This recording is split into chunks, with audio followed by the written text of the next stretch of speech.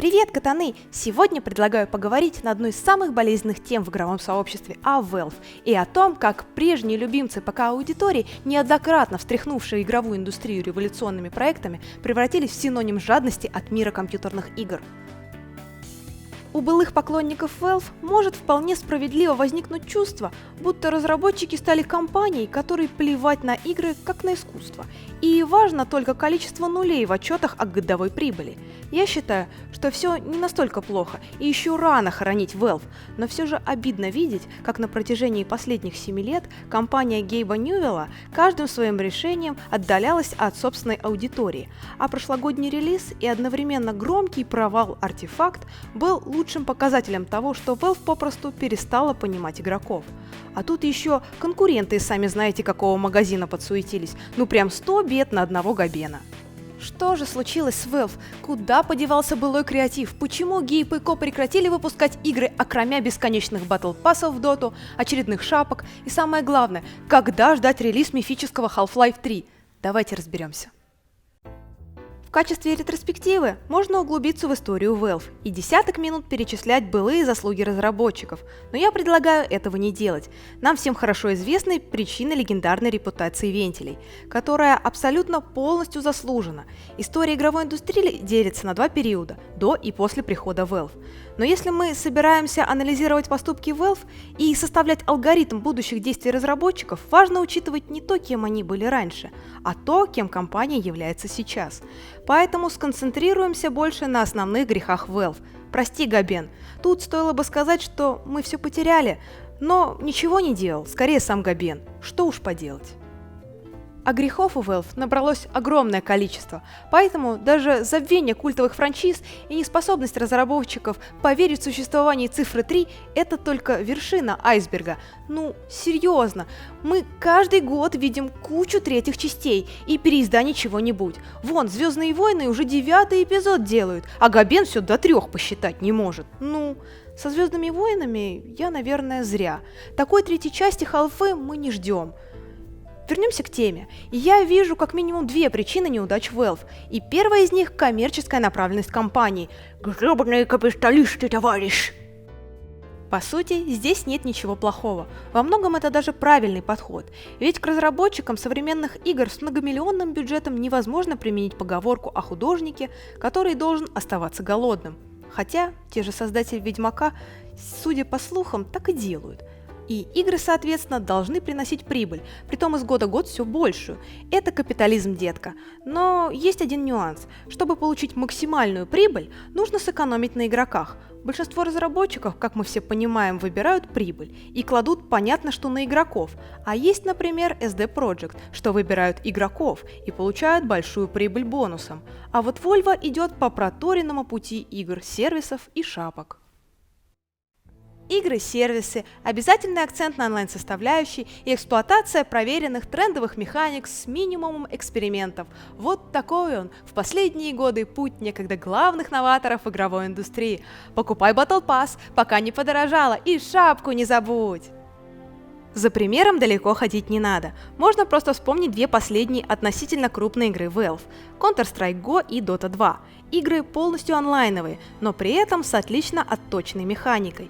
И как они развиваются? Counter-Strike Go стал бесплатным с премиум-аккаунтами.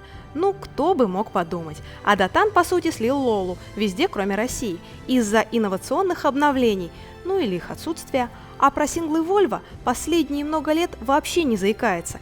И особенно обидно смотрится в подачка в виде артефакта. Что это вообще такое? Недохерстоун или Гвинт? Серьезно?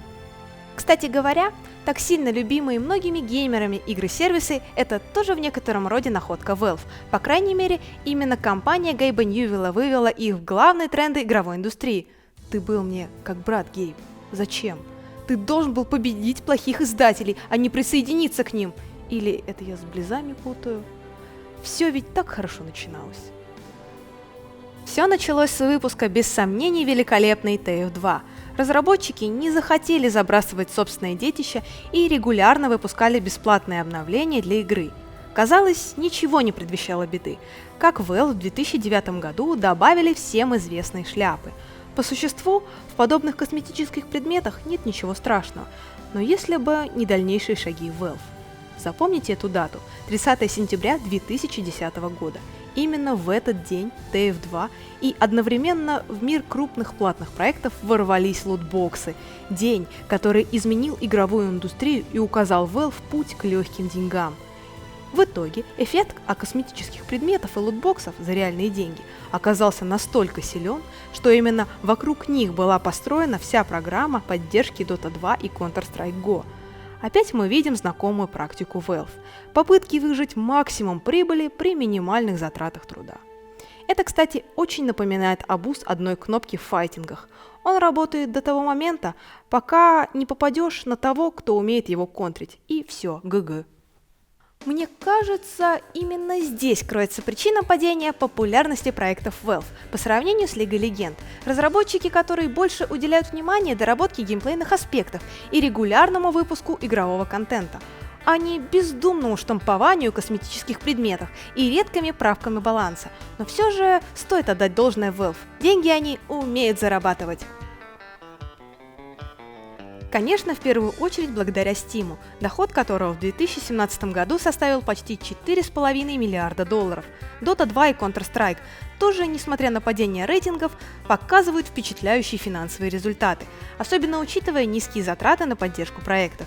Да что еще нужно говорить, если уже в 2011 году Valve в пересчете на каждого сотрудника стала самой прибыльной компанией в США.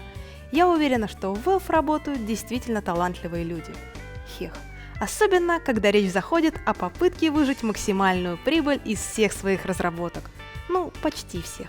Про недоразумение под названием Steam машин даже и вспоминать неохота.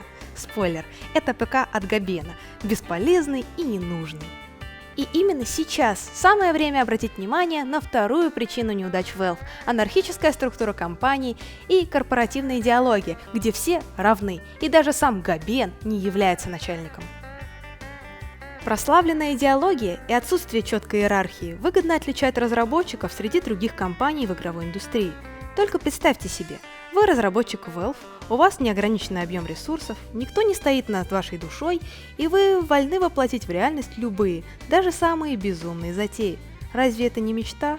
Неудивительно, что в 2014 году по итогам масштабного опроса именно Valve разработчики назвали самым желанным местом работы. Не компания, а настоящая идиллия, которую вентили в официальном руководстве для новых сотрудников назвали равномиром. Товарищ Ленин был бы счастлив. Эдакий геймдев коммунизма, но без расстрелов. Вот только у меня нет сомнений, что идеология труда, где все равны и нет четкого руководителя, во многом мешает при разработке игр, особенно больших, тех самых с игрой 3 в заголовке, для создания которых требуется слаженный труд нескольких сотен разработчиков. А чтобы лучше донести эту мысль, давайте посмотрим организацию труда в Naughty Dog. Компания, подарившая нам серию Uncharted и The Last of Us, не имеет менеджеров. В ней тоже приветствуются творческие порывы разработчиков, и каждый сотрудник может работать в удобном для себя графике. Разве что вся команда делится на ряд должностей, и разработку игр курирует несколько человек, которые могут направлять разработку проектов в нужное русло. И когда требуется, наложить вето на очередную безумную идею разработчика рангом пониже. Иногда крайне важно сказать «нет», чтобы не распыляться на сотни идей и довести проект до финала разработки. В итоге мы получаем одни из самых лучших игр на планете. А с другой стороны, у нас наши любимые вентили – компания, где нет четких должностей и все сотрудники имеют равную степень свободы. В итоге мы не получаем новых крупных игр уже в течение 6 лет, ведь каждый человек пытается потянуть одеяло на себя.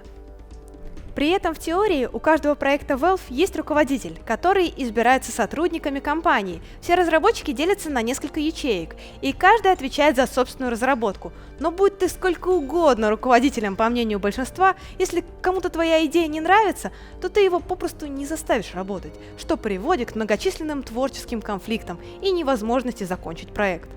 Кто бы мог подумать, коммунизм без расстрелов не работает. Вот это поворот. Лучше всего существование данной проблемы доказывает недавняя информация от авторитетного инсайдера Valve News Network. На условиях анонимности он получил информацию о ходе разработки Left 4 Dead 3.